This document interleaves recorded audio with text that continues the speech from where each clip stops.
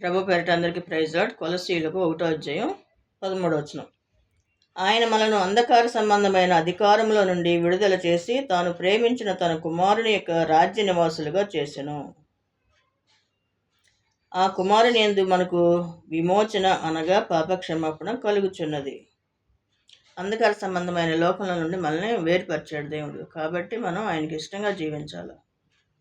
ఈ లోకంలో జీవిస్తుండగా నీటిలో తామరాకులు ఉంటాయి, కానీ నీరు అంటుకోదు. అలాగే మనకు తప్పదు, ఈ లోకంలో జీవిస్తున్నాం కాబట్టి ఈ లోక మాలిన్యం మనకు అంటకుండా మనం చూసుకుంటుండాలి. దేవునికి ఇష్టంగా జీవిస్తుండాలి. అప్పుడు మనకి ఏ దుష్టత్వం, దూషణ మాటలు ఏవి కూడా రాకుండా ఉంటాయి.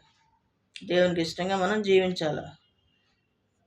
ప్రాచీన స్వభావం తీసేయాలి, నవీన స్వభావం కలిగి ఉండాలి. అంధకార సంబంధమైన లోకం నుంచి మనల్ని వెలుగులోకి తీసుకొచ్చాడు ఆయన. వెలుగు సంబంధుల వలె మనం జీవించాలి. లోక సంబంధమైనట్టుగా చీకటిలో ఉన్నవారం కామన్, వెలుగు సంబంధం కాబట్టి వెలుగుమయమైనట్లుగా మనం వెలుగులో జీవిస్తూ వెలుగు కలిగి మంచి మాటలతో మనం జీవించాలి. దేవుని బిడ్డలను అనిపించుకోవాలి. అప్పుడు ఆయన సంతోషిస్తాడు. దేవుని కృప మనందరికీ తోడుగా ఉంటుంది. ఆమేన్.